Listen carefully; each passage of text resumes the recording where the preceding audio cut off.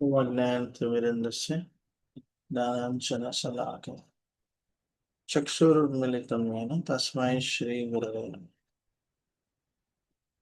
नमो विष्णुपदाय कृष्णप्रेष्ठाय भूतले श्रीमते भक्तिवेदान्तस्वामिनिति नमस्ते सरस्वते देवे गौरवाणी प्रचारिणि निर्विशेष शून्यवादी पाश्चात्यदेशिचारिणि।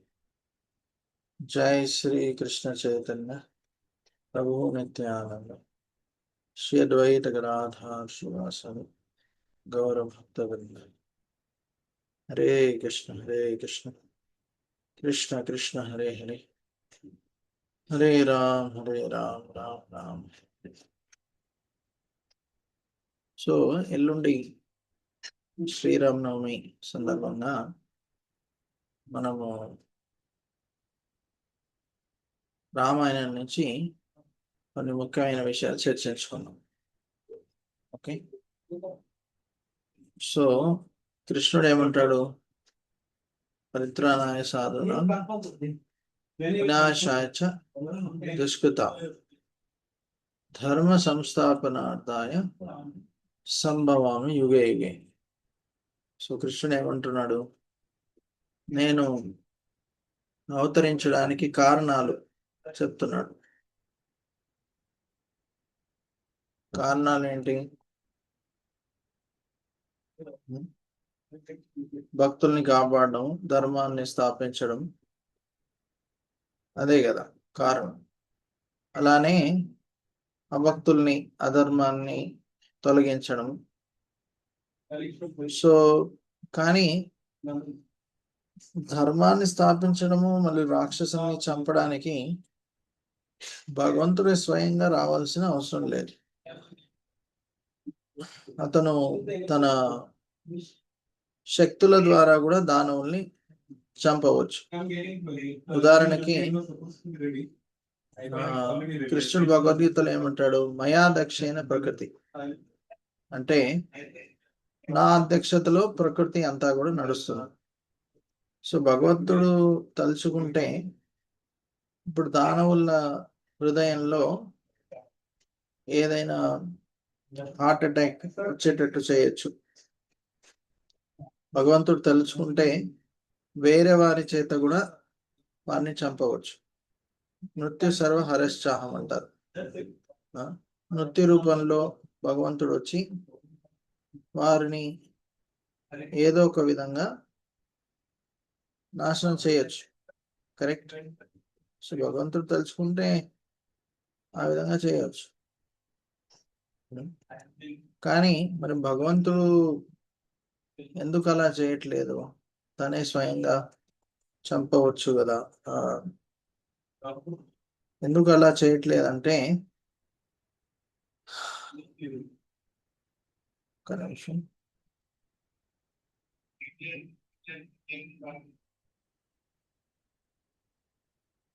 భగవంతుడు ఎందుకు అలా చేయట్లేదు? భగవంతుడు ఎందుకు అలా చేయట్లేదంటే, తనే స్వయంగా వచ్చి రాక్షసుల్ని సంహరించాలి అనే ఉద్దేశంతో భగవంతుడు తనే స్వయంగా రావడం జరిగింది. భగవంతుడు కూడా యుద్ధం చేయాలని కోరిక ఉంటుంది. సో కానీ ఎవరితో చేస్తారు? తన భక్తులతోనే యుద్ధం చేస్తారు. అంటే జయ విజయ్ అనే భక్తులు శాపం వల్ల హిరణ్యాక్ష, హిరణ్యకశిపుడు, రావణ, కుంభకర్ణ ఇలా పుడతారు. సో వాళ్ళతో యుద్ధం చేయడానికి కోసం భగవంతుడు అవతరిస్తున్నారు. కరెక్ట్. సో అలానే తన భక్తులకి వారు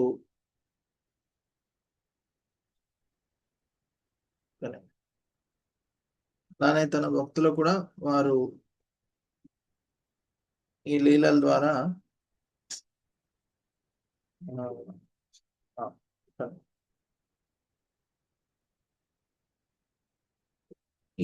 ద్వారా తన మహిమని చెప్పడం జరుగుతుంది. సో జన్మ కర్మచమే దివ్యం ఏవం యో వేతి తత్వత త్యక్వా దేహం పునర్జన్మ నైతి మామేతి సోర్జన. సో భగవంతుడు ఏమంటున్నాడు? నా యొక్క జన్మ మరియు కర్మల్ని తెలుసుకుంటే ఈ భౌతిక జగత్తు నుంచి బయటపడవచ్చని భగవంతుడు చెప్తున్నాడు. సో కృష్ణుడు భగవద్గీతలో ఏమంటున్నాడు? భోక్తారాం యజ్ఞతపసాం సర్వలోక మహేశ్వరం సుహృదం సర్వభూతానం జ్ఞాత్వామాం శాంతిరిచ్చతి. సో భగవంతుడు భోక్త, సర్వలోకాలకి అధిపతి అని తెలుసుకున్న వారు శాంతితో ఉండవచ్చు. సో ఇప్పుడు భౌతిక జగత్తులో మనం చూస్తే ఎన్నో యుద్ధాలు నడుస్తున్నాయి. ఎందుకు? భగవంతుణ్ణి పక్కన పెట్టి వారే భోక్త, వారే సర్వలోకాలకు మహేశ్వరులు అవ్వాలని కోరికతో ఉన్నారు కాబట్టి ఈ యుద్ధాలు ఇవన్నీ జరగడం జరుగుతుంది. ఓకే. సో కానీ భగవంతుడిని తెలుసుకొని భగవంతుడి ఆదేశానుసారంగా ఎవరైనా పాటిస్తే ఏం జరుగుతుంది? ఈ యుద్ధాలు ఇవన్నీ జరగవు. కరెక్ట్. అందరూ సంతోషంగా శాంతియుతంగా ఉండవచ్చు. ఓకే. సో ఈరోజు మనము వాల్మీకి మహర్షి యొక్క కథ మరియు రాముడి యొక్క గుణాలు దాని గురించి చర్చించుకుందాం. సో వాల్మీకి మహర్షి కథ ఏంటి అంటే, వాల్మీకి ఒక దొంగ, అందరినీ దోచుకునేవాడు. సో అయితే నారదముని ఒకసారి ఈ రత్నాకర్, అప్పటి పూర్వజన్మలో అతని పేరు రత్నాకర్. సో ఈ రత్నాకర్ని కలిసినప్పుడు నారదముని అంటారు, నువ్వు ఇలా దోపిడీ ఇవన్నీ చేస్తే నీకు పాపం చేరుకుంటుంది అని. సో అప్పుడు రత్నాకర్ అంటాడు, నేను ఇవన్నీ కూడా నా పరివారం కోసం చేస్తున్నాను అని చెప్తారు. నేను నా కోసం చేయట్లేదు అంటారు. సో అప్పుడు నారదముని ఏమంటారు, మరి మీరు ఆ పాపాలని మీరు స్వీకరిస్తారా అని అడుగుతారు. ఏ పాపాలు? మీ పరివారంలో ఆ పాపాలు మీరు స్వీకరిస్తారా? మీ పరివారం మొత్తం కూడా ఆ పాపాలను స్వీకరిస్తారా అని వెళ్ళి అడిగి రండి అని చెప్తారు. సో ఈ రత్నాకర్ వెళ్ళి తన పరివారాన్ని అడిగితే వారందరూ అంటారు, లేదు మేము స్వీకరించం, మీరు తప్పు పనులు చేస్తుంటే మేము ఎందుకు స్వీకరించాలి అని అంటారు. సో అప్పుడు రత్నాకర్కి అర్థమవుతుంది, నేను అనవసరంగా నా పరివారం కోసం ఇలా తప్పులు చేస్తున్నా, ఇది మంచిది కాదు అని. సో అప్పుడు నారదముని అతను వేడుకుంటారు, నేను ఎలా ఈ పాప కృత్యాల నుంచి ఎలా బయటపడగలను, దయచేసి నాకు మీరు ఉపదేశం చేయండి, ఎలా నేను బయటపడవచ్చు అని. సో అప్పుడు నారదముని అతన్ని రామనామాన్ని జపం చేయమని చెప్తారు. అయితే ఈ రామనామం చెప్పడం కూడా అతనికి కుదరదు. రా అనే శబ్దం కూడా అతని నోటి నుంచి రాదు రత్నాకర్కి. సో అప్పుడు నారదముని ఏమంటారు, సరే నువ్వు ఈ శబ్దం నీకు నోట రాకపోతే అట్లీస్ట్ మరా మరా అని చెప్పండి, రామ అని కాకుండా మరా అని చెప్పండి. సో అప్పుడు మరా మరా మరా మరా అని అనుకుంటూ పోతే ఆఖరికి ఏమొస్తుంది? మరా మరా అని చెప్తూ పోతే రామ రామ రామ ఆఖరికి రామ వచ్చేస్తుంది. కరెక్ట్. మీరందరూ కూడా ట్రై చేయండి, మరా మరా మరా మరా అని. మరా అంటే హిందీలో తెలుసు కదా, చనిపోవడం. మరా మరా మరా మరా రామ్ రామ్ అయిపోతుంది. కరెక్ట్. రామ రామ రామ రామ రామ రామ్ అయిపోతుంది. సో నారదుని ఎంతో బుద్ధితో ఇలా ఇవ్వడం జరిగింది, ఈ నామాన్ని ఇవ్వడం జరిగింది. సో ఈ నామం ఇవ్వడం వల్ల అతను కూడా రాముడి నామం జపం చేసి తన పాపకృత్యాల నుంచి బయటపడి భక్తుడుగా మారిపోతారు. సో ఇది అద్భుతమైందా? అవునా కాదా? చాలా అద్భుతమైనది. సో అలానే చైనీస్ రూపాల్లో అని అంటారు, ఈ చైనీస్ వారు కూడా ఎంతో పాప కృత్యాలు చేశారు. వారి ఇష్టం ఉన్నట్టు తింటూ ఉంటారు, తెలుసు కదా. వారు కూడా రామ అని చెప్పలేరు. రా అని అంటే వారు లా అంటారు. ఆయన కూడా భక్తులు హరే లామ హరే లామ లామ లామ హరే హరే అలా ఆ చేస్తూ వాళ్ళు కూడా భక్తులుగా మారిపోయారు. భగవంతుడు భావగ్రాహి జనార్దన అంటారు. భావగ్రాహి జనార్దన అంటే మన యొక్క భావాన్ని భగవంతుడు స్వీకరిస్తారు. సో మన యొక్క భావము ఎలా ఉండాలి? భక్తి భావనతో ఉండాలి. సో భక్తి భావనతో ఉంటే భగవంతుడు తప్పకుండా స్వీకరిస్తారు. సో యా సో అతను ఈ రామ రామ రామ జపం చేస్తూ ఎన్నో వందల సంవత్సరాలు అలా జపం చేస్తూ ఉంటారు. అతని శరీరం మొత్తం కూడా చీమల యొక్క ఏమంటారు, పెద్ద పర్వతంలాగా, చీమల పర్వతంలాగా తయారవుతుంది. అంటే గూడు కట్టుకుంటాయి అతని శరీరం మీద మట్టితో. సో అందులో అతను జపం చేస్తూ ఉంటాడు. సో ఆ చీమలన్నీ శరీరం మీద తిరుగుతున్నా కూడా ఆ వాల్మీకి అంటే ఆ రత్నాకర్కి ఏమీ కాలేదు. ఎందుకు? జనరల్గా మనం హరే కృష్ణ హరే కృష్ణ అని జపం చేస్తూ ఉంటే ఏమైనా చీమలు మన శరీరం మీద తిరిగితే ఎలా అనిపిస్తుంది? ఏమంటే మనము దాని మీద ధ్యాస పోతుంది, అది తీసి పక్కనేస్తాం. కానీ ఇక్కడ అతను జపం చేస్తుంటే కూడా ఏం కాలేదు. ఎందుకు? ఎందుకంటే పూర్తిగా అతని మనసు భగవంతుడి మీద కేంద్రీకరించాలి. అతని మనసు ఈ చీమల మీద కానీ శరీరం మీద కానీ లేదు. అతని మనసు కేవలం భగవంతుడి మీద కేంద్రీకరించడం జరిగింది. అందుకే ఆ విధంగా ఉండగలిగారు. సో అప్పుడు ఈ నారదముని అక్కడ ప్రత్యక్షమై అతన్ని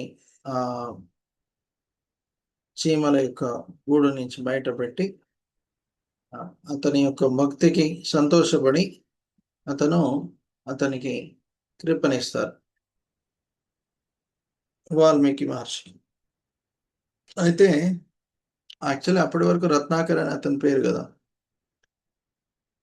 అయితే అప్పుడు ఇలా నువ్వు తీవ్రమైన తపస్సు చేసావు కాబట్టి వాల్మీకి, ఈ చీమల యొక్క గూడు నువ్వు చేసావు కాబట్టి వాల్మీకి అని అతనికి పేరు ఇచ్చారు. అప్పుడు ఈ వాల్మీకి ఈ నారదమునిని ఒక ప్రశ్న అడుగుతారు. అందరి మనుషుల్లో ఉత్తమమైన వ్యక్తి ఎవరు? అతని గురించి మీరు దయచేసి చెప్పండి అని అతను నారదమునిని వేడుకుంటాడు. అప్పుడు నారదముని ఇలా శ్రీరామచంద్రుడు అందరికెల్లా ఉత్తమమైన మనిషి, అతనిలో దివ్య గుణాలన్నీ ఉన్నాయని చెప్పడం జరిగింది. సో దీంట్లో మనం ఏం అర్థం చేసుకోవచ్చు? ఈ హరినామం యొక్క శక్తి అంటే అంత పాపాత్ముడైన వ్యక్తి కూడా భగవంతుడి అంత పాపాత్ముడు కూడా భగవంతుడి హరినామము స్వీకరిస్తే ఏం జరిగింది?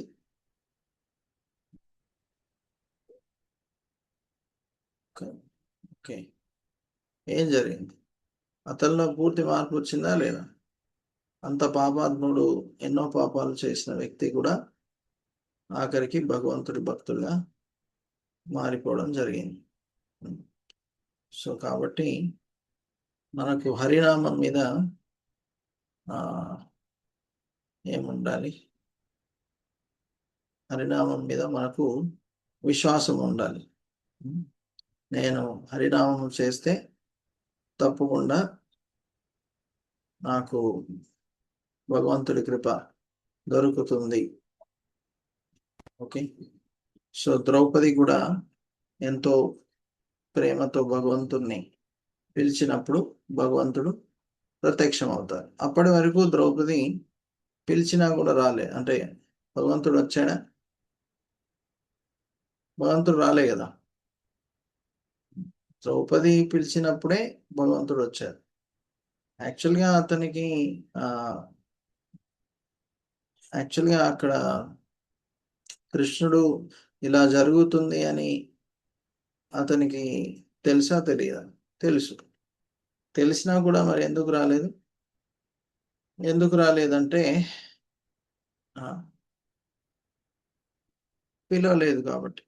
ద్రౌపది ఎప్పుడైతే పిలిచిందో అప్పుడు ఏమంటే కృష్ణుడు రావడం జరిగింది. అలానే గజేంద్రుడు కూడా కష్టాల్లో ఉన్నప్పుడు కృష్ణుని వేడుకుంటాడు, పిలుస్తాడు. పిలవంగానే ఏమంటే కృష్ణుడు ప్రత్యక్షమై గజేంద్రునికి మోక్షాన్ని ఇస్తాడు. సో ఈ రెండు లీలలో చూడవచ్చు ఇలా భగవంతుడు మనం ఎప్పుడైతే భక్తిభావంతో పిలుస్తామో అప్పుడు భగవంతుడు వచ్చి కృపనివ్వడం జరుగుతుంది. ఒకవేళ పిలవకుంటే భగవంతుడు రాడు. చాలా సింపుల్. కరెక్ట్. సో ఇక్కడ ఒక చిన్న వీడియో మనం చూద్దాం. ఎలా హరినామం వల్ల యుద్ధాలు కూడా ఆగిపోతాయి.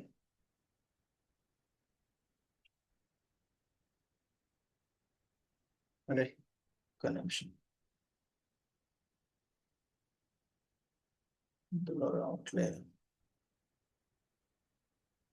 ఒక్క నిమిషం, ఇందులో ఎందుకు రావట్లేదు?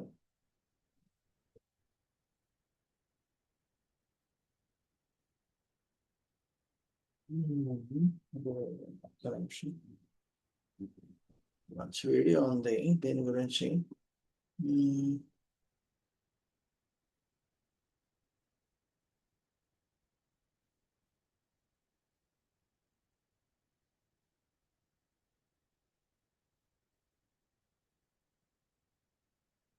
ఒక్క నిమిషం, ఇది ఇంకో దాంట్లో నాకు తెలిసేది ఓపెన్ అవుతుంది.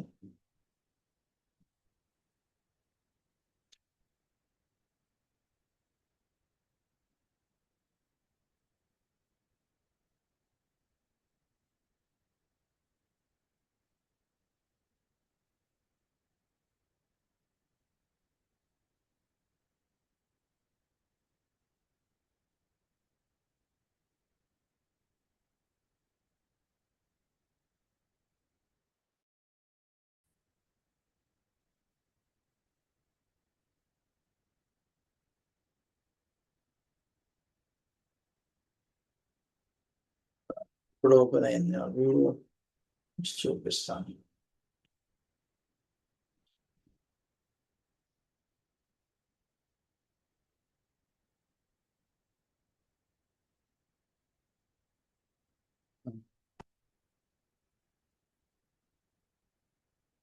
సౌండ్ పెట్టుకుంటాను.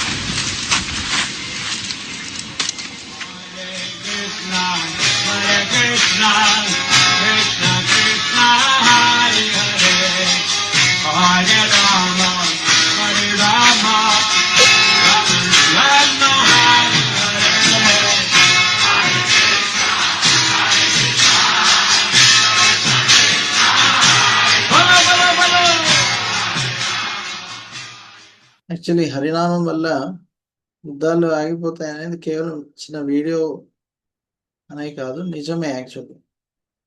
ఎందుకంటే భగవంతుని అందరూ సేవ చేశారనుకోండి, వారిలో కామము, క్రోధము, ద్వేషము ఇవన్నీ తొలగిపోయి వారు కూడా సునాయాసంగా భగవంతుడి సేవ అంటే మంచి లక్షణాలు పెంపొందించుకొని ఇలా యుద్ధాలు చంపుకోవడం ఇవన్నీ చేయరు. అందుకే భగవంతుని కేంద్ర బిందుగా పెట్టుకొని మన అందరము భగవంతుడి సేవ చేస్తే ఈ అనవసరమైన కష్టాలు ఉండవు. సో ఇది మన వాల్మీకి అడిగిన ప్రశ్న. అందరి మనుషుల్లో ఉత్తమైన వ్యక్తి ఎవరు అని. సో వాల్మీకి ఎంతో నమ్రభావంతో మన నారద మునిని ప్రశ్న అడుగుతారు. సో ఈ నమ్రభావం అనేది చాలా అవసరం. భగవంతుడు కూడా ఏమంటున్నాడు, తద్విద్ధి ప్రణిపాతేన పరిప్రశ్నైన శైవయ. ప్రణిపాతేన అంటే ఎవరైతే నమ్రభావంతో ఉంటారో మరియు సరైన ప్రశ్నలు అడుగుతారో మరియు సేవ చేస్తారో వారికి జ్ఞానాన్ని భగవంతుడు ఇవ్వడం జరుగుతుంది, గురువు ఇవ్వడం జరుగుతుంది. సో ఈ భావంలో మనం సేవ చేయాలి అని ఇక్కడ చెప్పడం జరుగుతుంది.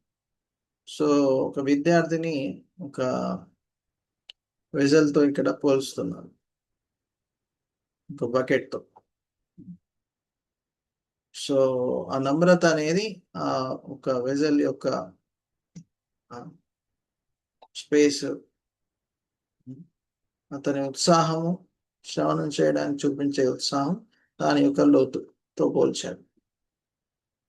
సో ఎవరైనా విద్యార్థి నాకంతా తెలుసు అనే భావనలో ఉంటే ఒక నిండిపోయిన బకెట్తో పోలుస్తున్నారు. నిండిపోయిన బకెట్లో మీరు నీళ్ళతో నిండి ఉన్న బకెట్లో నీరు పోస్తే ఏం జరుగుతుంది? మీరు ఎంత పోసినా కూడా ఆ నీళ్లు బయటకే పోతాయి. కరెక్ట్. సో ఒక మంచి విద్యార్థి నమ్రభావంలో ఉంటే మంచి టీచర్ నుంచి ఎంతో నేర్చుకోవచ్చు.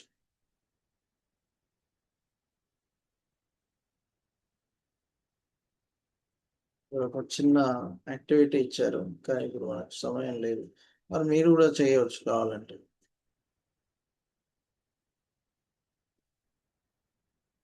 రాముడి రామ అనే శబ్దముతో ఉన్న శబ్దాలు మీరు ఏమైనా చేయగలుగుతారా? అంటే మీరు చెప్పే శబ్దము లేకుంటే శబ్దాల్లో రామ నామము ఉండాలి. దాంతో మీరు ఏమైనా కొన్ని వర్డ్స్ తయారు చేయగలుగుతారా? చాట్లో చెప్పవచ్చు, ఇంగ్లీష్లో కానీ తెలుగులో కానీ. రాముడి నామంతో ఉన్న నామాలు.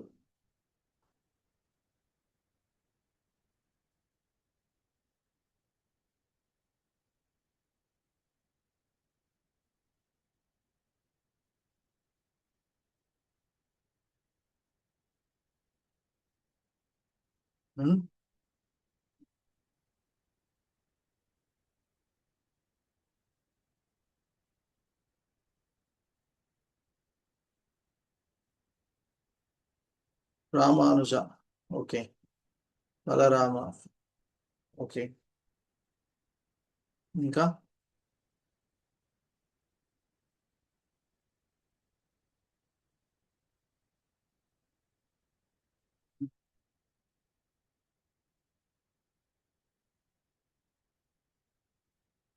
రామేశ్వర్, ఓకే.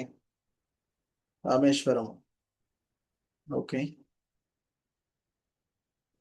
రాజమోహన, రాజమోహన్లో నేను రామ్ మోహన్ అని చెప్పొచ్చు. రఘురామ, కోదండరామ, రామ్ మోహన్ అని చెప్పొచ్చు. Yeah, Ramdev, okay.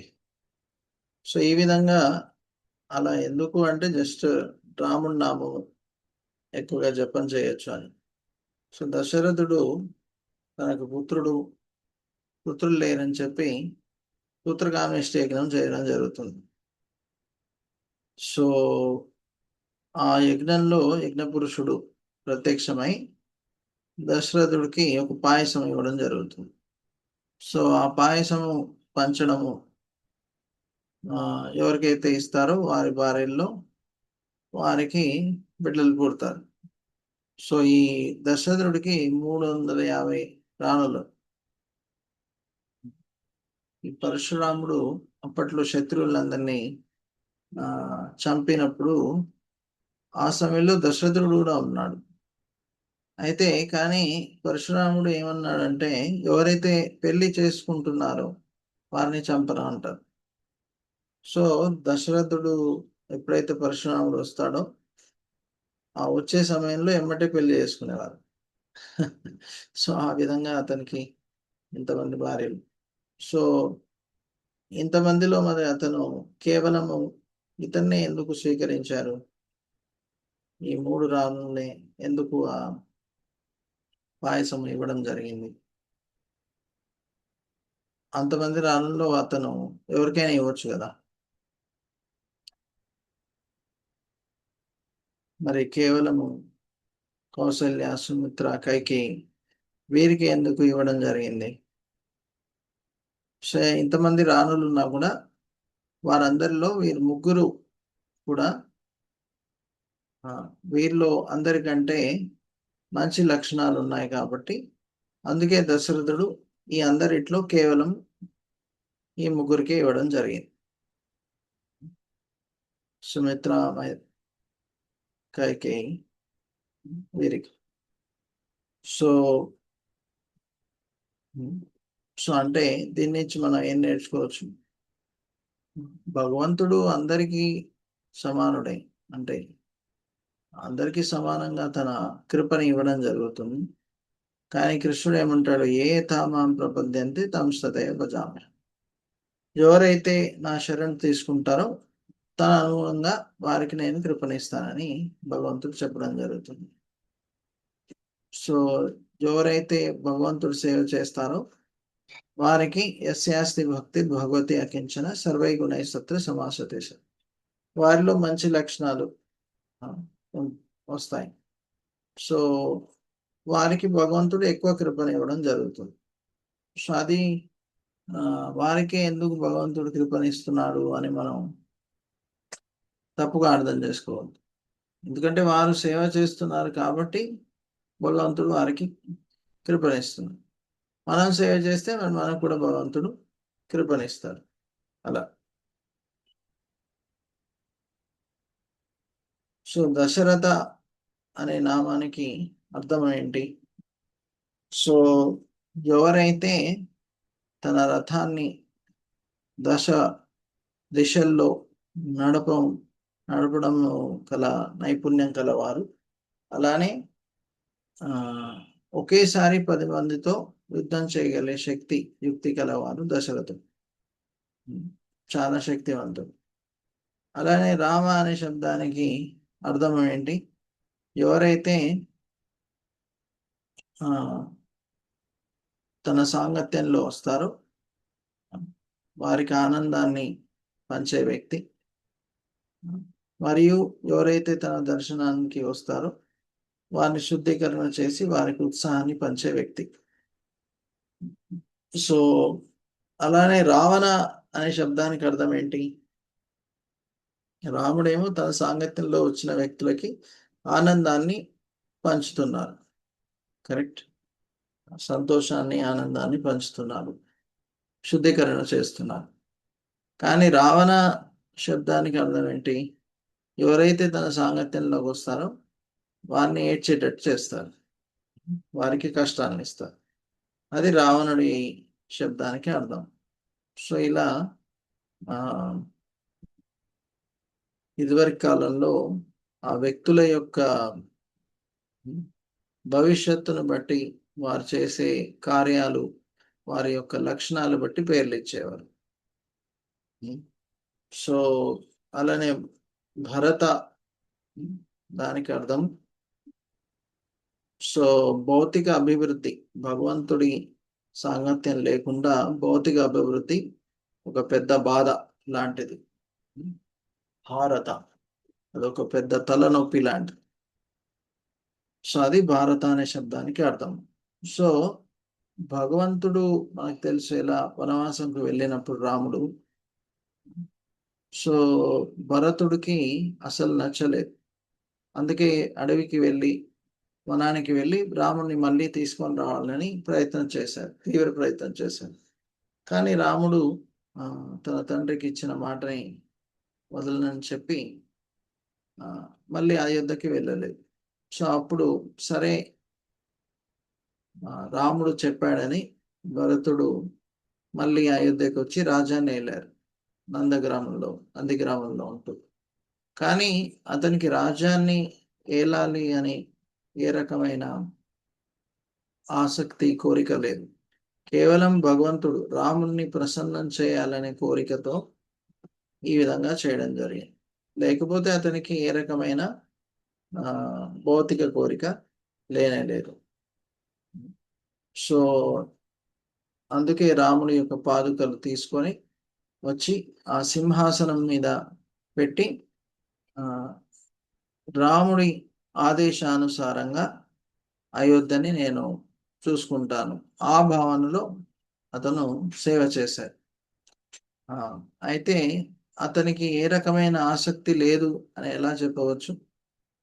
సో అతను నందిగ్రామంలో అయోధ్యలో ఉండలేదు. అయోధ్యలో నుంచి దూరంగా దాని బయట నందిగ్రామం అనే ఊరిలో ఉంటూ రాముడు అడవుల్లో ఎంతో తపస్సు చేస్తున్నారు. ఏ రకమైన అంటే వండిన పదార్థాలు లేవు, కేవలం పండ్లు ఇలాంటివి తీసుకునేవారు. సో అందుకే భరతుడు కూడా కేవలం ఆవు మూత్రంలో నానబెట్టిన కొన్ని గింజలు స్వీకరించేవారు. అలానే శయనించేటప్పుడు నేల మీద కాకుండా రాముడు వచ్చేసి నేల మీద నిద్రపోయేవారు. కానీ భరతుడు ఏం చేశాడు? నేల మీద కాకుండా ఒక ఏమంటారు, కేవ్, ఆ నేల కింద తవ్వి అందులో నిద్రపోయేవారు. ఎందుకు? రాముడి కంటే నేను ఎప్పుడు కూడా ఎక్కువ ఐశ్వర్యాల్ని స్వీకరించను ఆ భావనలో ఉన్నారు అందుకే. సో అయితే ఆ పాయసము కౌసల్య, సుమిత్ర, కైకేయికి ఇచ్చాక వారికి రామ, లక్ష్మణ, భరత, శత్రుఘ్న ఈ పిల్లలు పుడతారు. సో ఒకానొక సమయంలో వారు పెరిగాక రామ, లక్ష్మణులు దశరథుడికి వారు చాలా ప్రియులవుతారు. సో ఒకానొక రోజు విశ్వామిత్రుడు ఈ దశరథుడి దర్బారుకి రావడం జరుగుతుంది.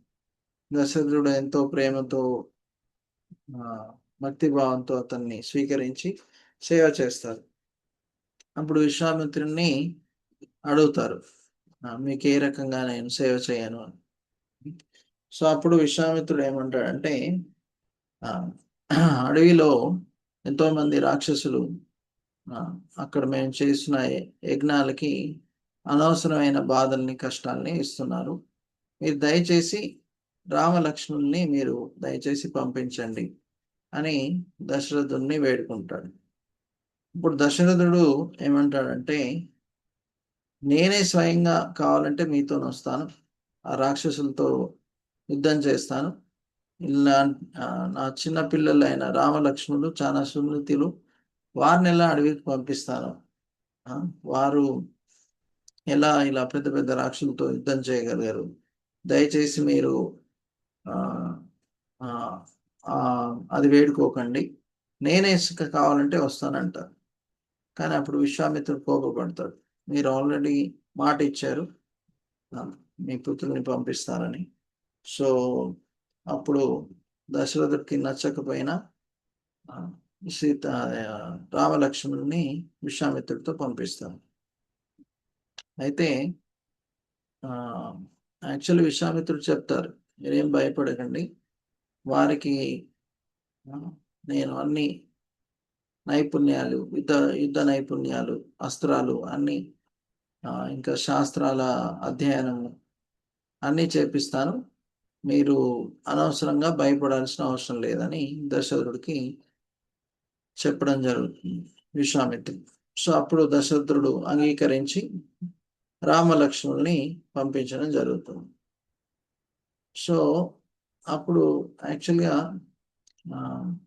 అడవిలో విశ్వామిత్రుడు రామలక్ష్మణుని తీసుకొని వెళ్తున్నప్పుడు మధ్యలో రాత్రి సమయంలో విశ్వామిత్రుడు శయనించినప్పుడు లక్ష్మణుడు రాముడు స్వయంగా అతనికి సేవ చేయడం జరిగింది. సో కృష్ణుడు చెప్పినట్టు తద్విద్య ప్రణిపాతేన, గురుకి ఏ విధంగా నమ్రభావంతో సేవ చేయాలో రాముడు కూడా మనకు నేర్పిస్తున్నాడు. వారు యాక్చువల్గా గురువులకు సేవ చేయాల్సిన అవసరం లేదు, ఎందుకంటే వారే జగద్గురువులు. కృష్ణుడు కూడా మనం చూస్తాం, ఇలా సందీపని ముని ఆశ్రమానికి వెళ్ళి వారికి సేవ చేస్తారు. కరెక్ట్, వారు యాక్చువల్గా ఆ సేవ చేయాల్సిన అవసరం లేదు, కానీ మనందరికీ వారు నేర్పిస్తున్నారు ఎలా నమ్రభావంతో సేవ చేయాలి. అది మనకు వారు నేర్పిస్తున్నారు. సో తర్వాత యజ్ఞం జరుగుతున్నప్పుడు తాటగా ఈ రాక్షసి ఎన్నో విధాలుగా వారికి కష్టం వస్తుంది.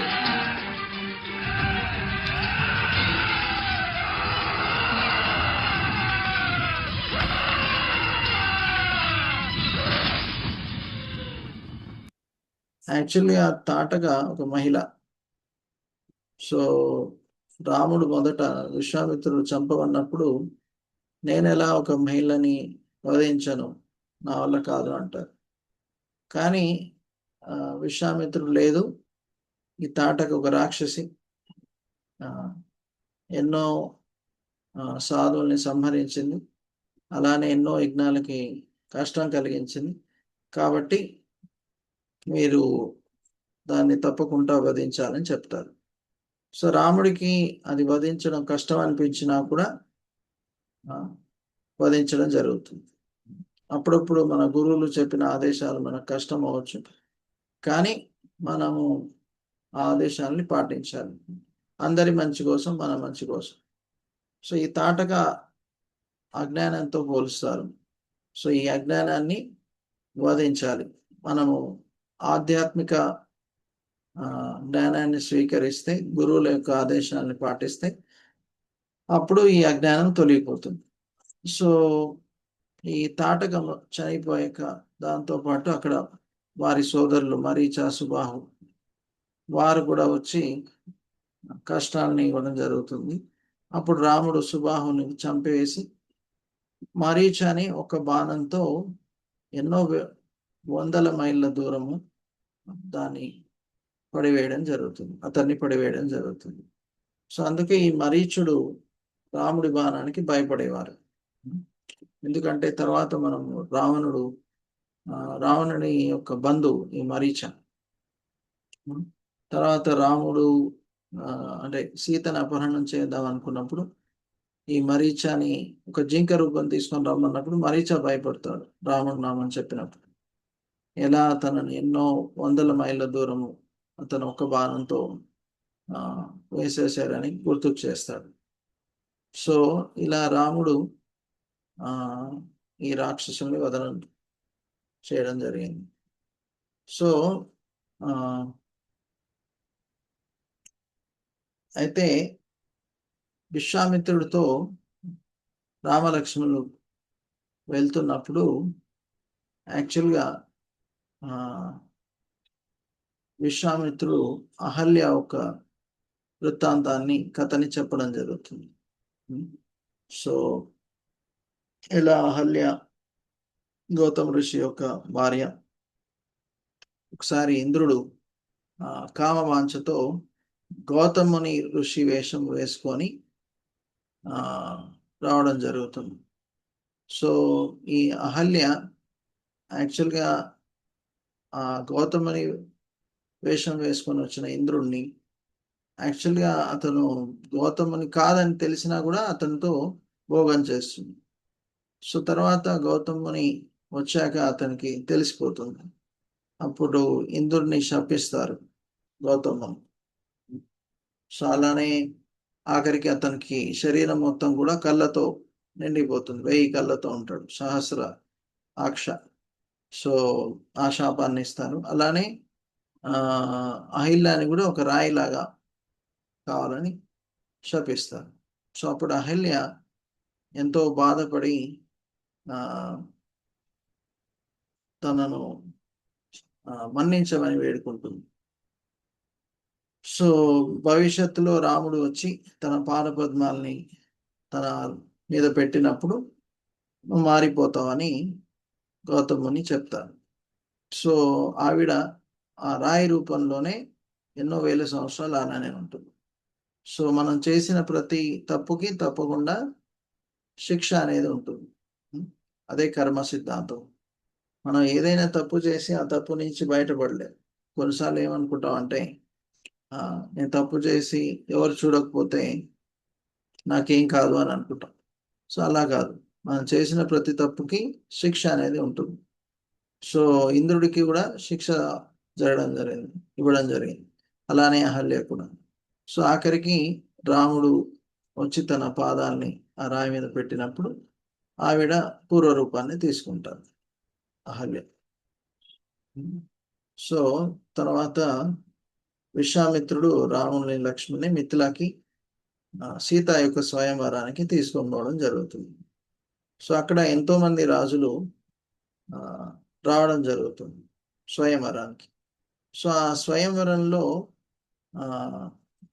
ఏం జరుగుతుంది అంటే జనకుడు సీతని ఎవరికి ఇద్దాం అనుకున్నాడంటే ఎవరైతే శివధనుష్ని లేపగలిగి దానికి తాడు కడతారో వారికి సీతని ఇవ్వాలని కోరుకున్నారు. ఎందుకంటే చిన్నప్పుడు యాక్చువల్గా సీత ఒకసారి ఈ జనకుడు భూమిని తవ్వుతున్నప్పుడు సీత దొరకడం జరుగుతుంది, సీతామాత.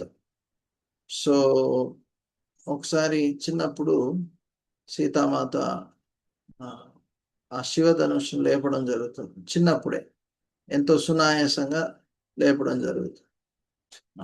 సో అది ఎవరు సాధారణమైన మనుషులు లేపలేకపోతారు. జనక మహారాజు యొక్క రాజ్యంలో అది ఉంటుంది. సో అది చూసి జనకుడు ఆశ్చర్యపడతాడు. చిన్న వయసులోనే ఈ సీత ఎంత శక్తివంతురాలు, ఎంతో సునాయాసంగా శివధనుష్ను లేపింది, మరి ఈవిడ్ని చేసుకునే భర్త ఇంకా ఎంత శక్తివంతంగా ఉండాలి అని అతను అనుకున్నాడు. సో ఎవరైతే దాన్ని సునాయాసంగా లేపగలుగుతారో వారికే సీతామాతని ఇవ్వాలని కోరుకున్నాడు. సో అప్పుడు విశ్వామిత్రుని కూడా ఈ జనక మహారాజు ఆహ్వానించడం జరిగింది.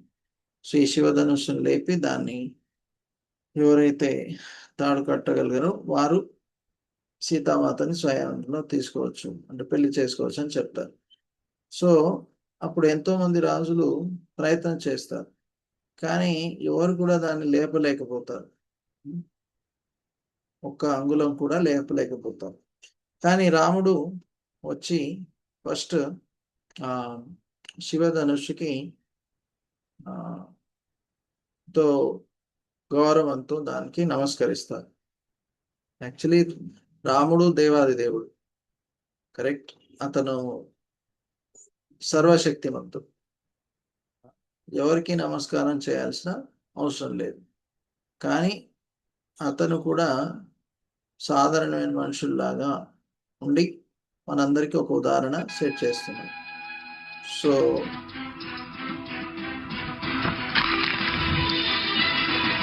ఎంతో సునాయాసంగా అతను లేపడం జరుగుతుంది. దానికి తాడు కట్టడం ప్రయత్నం చేసినప్పుడు అది విరిగిపోతుంది. సో దీని నుంచి ఏం నేర్చుకోవచ్చు? ఎంతో మంది రాజులు అక్కడ శక్తివంతుల్లాగా ప్రదర్శన చేశారు, కానీ వారు దాని ఒక్క అంగుళం కూడా లేపలేకపోయారు. సో ఒక కాకి మరియు కుక్కు, అంటే కుక్కు పక్షి, ఈ రెండు కూడా నల్లగా ఉంటాయి. సో కానీ కాకి పాడేటప్పుడు కావు అంటే అందరూ చెవులు మోసుకుంటారు, కరెక్ట్. కానీ అదే కుక్కు పాడితే ఎంతో చక్కగా మధురంగా ఉంటుంది. సో బాహ్యంగా అందరూ అంటే ఒకే రకంగా కనిపించవచ్చు, కరెక్ట్. కానీ అంతరంగికంగా వారిలో ఉన్న విలువలు వేరే రకంగా ఉంటాయి. సో అర్జునుడు, లేకుంటే భీముడు, దుర్యోధనుడు, వీరందరూ శక్తివంతులే. సో బాహ్యంగా చూస్తే వీరందరికీ శక్తి ఉంది. కర్ణుడు, కానీ అంతరంగికంగా వారి వారి విలువలు వేరు. సో సాధారణమైన రాజులు వాళ్ళు కూడా పెద్ద బలశాలి లాగా చెప్పుకున్నారు, కానీ ఏ రకమైన శక్తి చూపలేకపోయారు.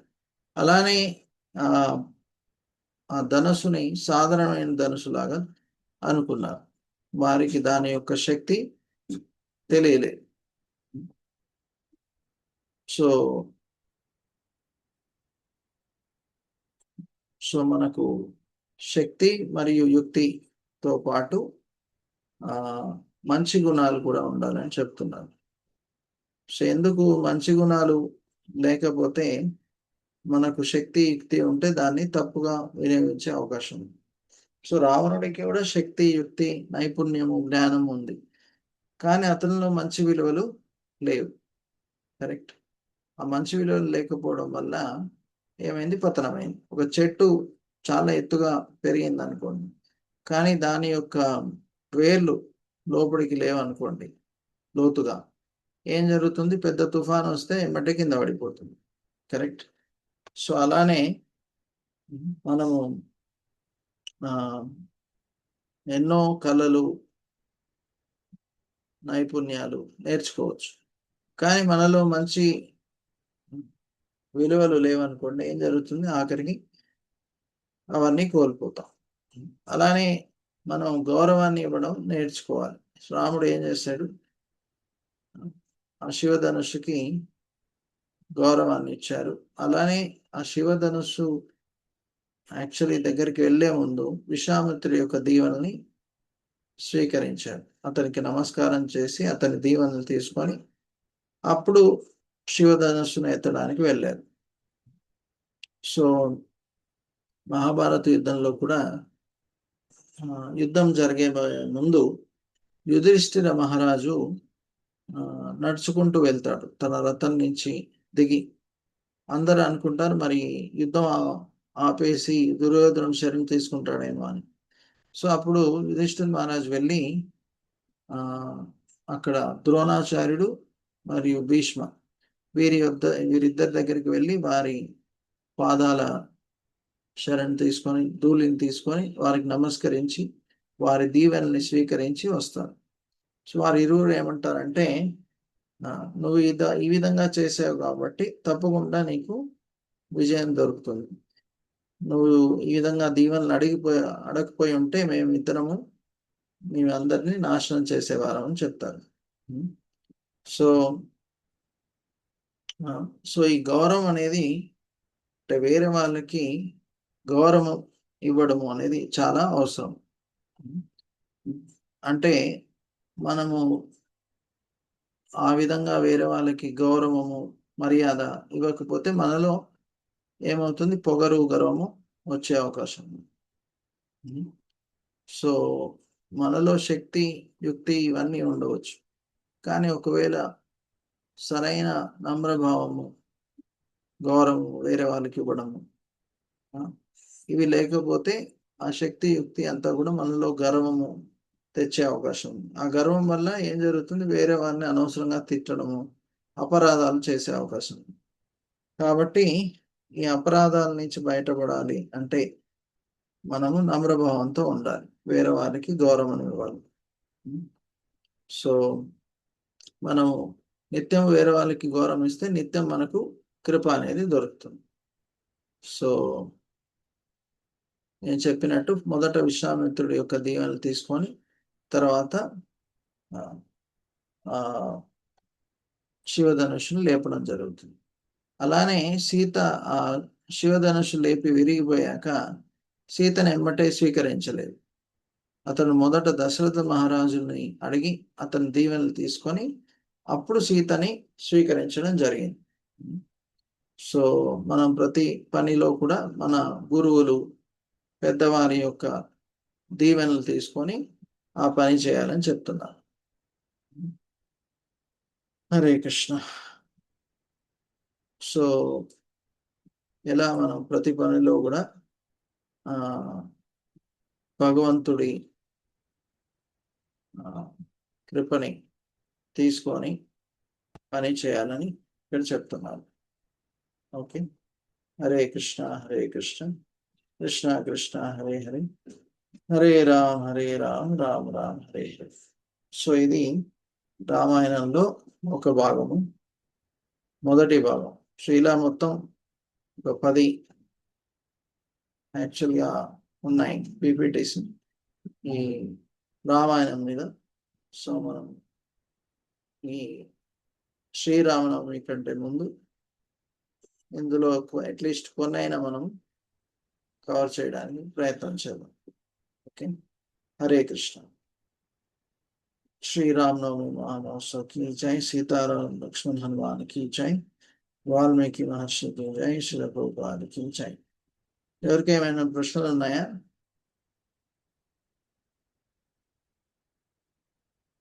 ఈరోజు మనం చర్చించుకున్న విషయాల మీద.